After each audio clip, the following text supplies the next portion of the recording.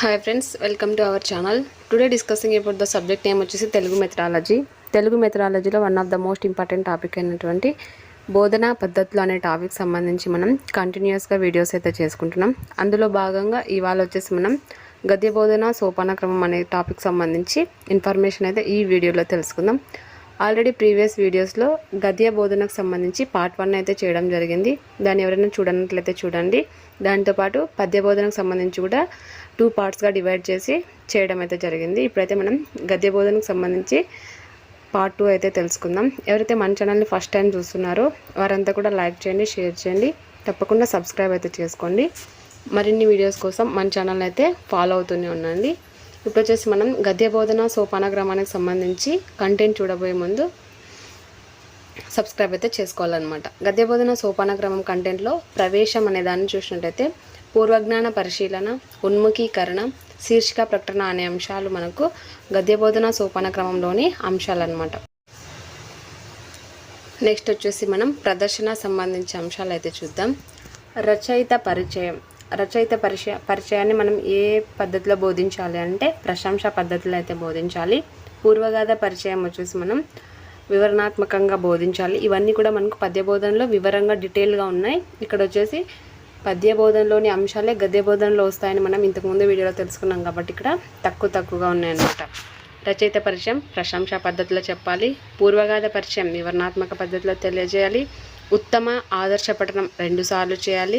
ఆ 2 వచ్చేసి సంధిపూర్వక బోధన చేశాడు, విసంధి పాటిస్తూ భావయుక్తంగా బోధన చేశాడనమాట. నెక్స్ట్ వచ్చేసి విద్యార్థి ప్రథమ ప్రకాశ పఠనం. భాషాంశాలు లేదా వ్యాకరణాంశాలను ఏ పద్ధతులలో బోధించాలో అయితే చూద్దాం. అర్థాలు వచ్చేసి మనకు వాక్య ప్రయోగ పద్ధతిని ఉపయోగించి బోధించాలి. సందులు సమాసాలు వచ్చేసి మనకు ఉదాహరణ పద్ధతిని ఉపయోగించి బోధించాలి. జాతీయాలు సామెతలు ఈ 2 కూడా మనకు సొంత వాక్య ప్రయోగ పద్ధతిని ఉపయోగించి టీచ్ చేయాలన్నమాట. ఇంకా వచ్చేసి మనకు నానార్థాలు పర్యాయ పదాలు ఇవన్నీ కూడా వచ్చేసి మనకు ప్రత్యక్ష బోధన పద్ధతి ద్వారా అయితే చేయాలి. మనకు ఆ బిట్ వచ్చేసి మనకు పద్య బోధన పద్ధతుల్లో కూడా వచ్చింది, అక్కడ కూడా మీరు నేర్చుకోవచ్చు. విద్యార్థుల మౌన పఠనం దేనికి ఉపయోగకరంగా ఉంటుందంటే చర్చకు సిద్ధం చేయడానికి ఉపయోగకరంగా ఉంటుందన్నమాట. ఆ చర్చ ఎలా ఉంటుందంటే ఆ చర్చ యొక్క ప్రతిఫలం సాధారణీకరణకు ఉపయోగపడుతుంది. ఈ విధంగా రచయితను పరిచయం చేయాలనుకున్నప్పుడు ప్రశంసా పద్ధతి. ఏ విధంగా ప్రశంసా పద్ధతి అంటే రచయిత యొక్క చమత్కారాన్ని, రచయిత యొక్క గొప్పతనాన్ని ఇక్కడ తెలియజేస్తారు. సో అక్కడ ఆయన్ని ప్రశంసిస్తూ బోధించే పద్ధతి ప్రశంసా పద్ధతి ద్వారా రచయితను పరిచయం చేస్తారు. పూర్వగాథ పరిచయం అంటే చాలా వివరణాత్మకంగా, అంటే ఒక కథను గురించి చెప్పేటప్పుడు దానికి పూర్వం ఏం జరిగిందో కూడా చెప్పి బోధిస్తారనమాట. ఉత్తమ లేదా ఆదర్శం పఠనం 2 times, అది కూడా సంధిపూర్వకం, విసంధి. నెక్స్ట్ వచ్చేసి విద్యార్థి ప్రథమ ప్రకాశ పఠనం. ఇక్కడ వచ్చేసి మనకు విద్యార్థి బహిర్గతంగా అంశాలు అనేవి చదువుతాడనమాట.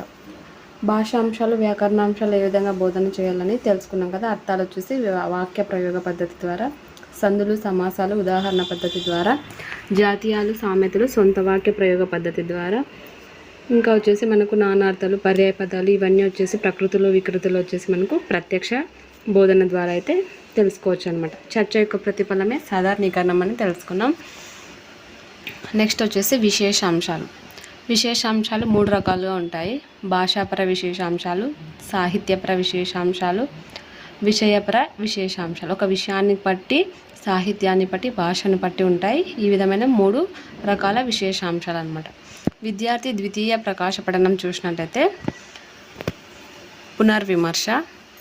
పునర్విమర్శ అంటే ఒక అంశాన్ని మరి ఒకసారి పునర్విమర్శన చేసుకోవడం అనమాట. నెక్స్ట్ సోపాన క్రమం వచ్చేసి మనకు గైహికం అంటే ఇంటి పని చేసుకోవడం అనమాట. గద్యానికి సంబంధించి కొంత ఇన్ఫర్మేషన్ చూసినట్టయితే గద్యం కవినం నికషం వదంతి అనగా గద్యం రాయటం కవులకు వారి ప్రతిభకు గీటురాయి వంటిది. గద్యం కవినం నికషం వదంతి అనగా గద్యం రాయటం కవుల ప్రతిభకు గీటురాయి వంటిది.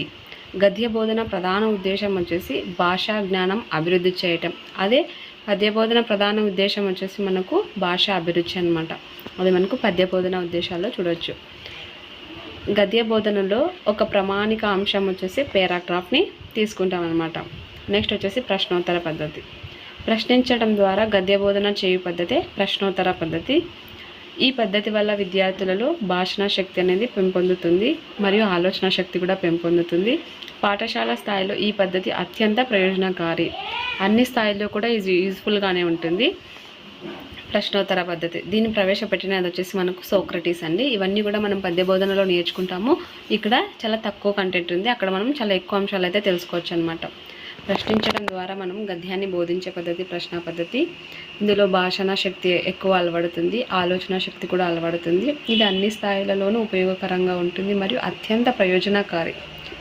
దీన్ని ప్రవేశపెట్టినది మనకు సోక్రటీస్ అన్నమాట. నెక్స్ట్ వచ్చేసి వివరణ పద్ధతి. పాఠ్యాంశ విషయాన్ని వివరించి చెప్పడమే వివరణ పద్ధతి. ఈ పద్ధతిలో రచయిత పేరు, అతని రచనలు, పాఠ్యాంశ విషయాలు అంటే రచనానికి సంబంధించి పాఠ్యాంశ విషయాలు విద్యార్థులకు అర్థమయ్యేలా వివరించే పద్ధతే మనకు వివరణ పద్ధతి అన్నమాట. ఈ వివరణ పద్ధతిలో ఏ అంశాన్నైనా వాళ్ళు క్షుణ్ణంగా వివరించుకోవచ్చు, అర్థవంతమయ్యేలా నేర్చుకోవచ్చు అనమాట. నెక్స్ట్ వచ్చేసి కథాకథన పద్ధతి చూసినట్టయితే కథ పాఠాల బోధనకు అనుకూలం. ఏదైనా కథ మనకు పాఠ్యాంశాలను బోధించుకోవడానికి అనుకూలంగా ఉంటుంది. విద్యార్థులలో ఏకాగ్రతను నింపడానికి, అవధానాన్ని పెంపొందించడానికి, ఆసక్తిని కలిగించడానికి, భావ వ్యక్తీకరణ చేయడానికి, ఈ నైపుణ్యాలన్నీ వారిలో పెంపొందించడానికి కథాకథన పద్ధతి అనేది ఉపయోగపడుతుంది. కథాకథన పద్ధతిలో ఇవన్నీ ఎందుకు డెవలప్ అవుతాయంటే ఉపాధ్యాయుడు కథని చెప్పి వాళ్ళతో చెప్పిస్తాడు కాబట్టి ఇవన్నీ కూడా అలవడతాయి అన్నమాట. నెక్స్ట్ వచ్చేసి నాటకీకరణ పద్ధతిని చూసినట్టయితే పాఠాన్ని సంభాషణ రూపంలోనికి మార్చి పాత్రలను విద్యార్థుల చేత అభినయింపచేస్తూ నేర్పే పద్ధతిని నాటకీకరణ పద్ధతి అంటారు. ఈ నాటకీకరణ పద్ధతిలో అంగికాభినయనం, వాచికాభినయనం అనేవి ముఖ్యమైన పద్ధతులు అన్నమాట. నాటకీకాభినయంలో అంగికాభినయం, వాచికాభినయం ఈ పద్ధతికి చాలా ఇంపార్టెంట్ అన్నమాట.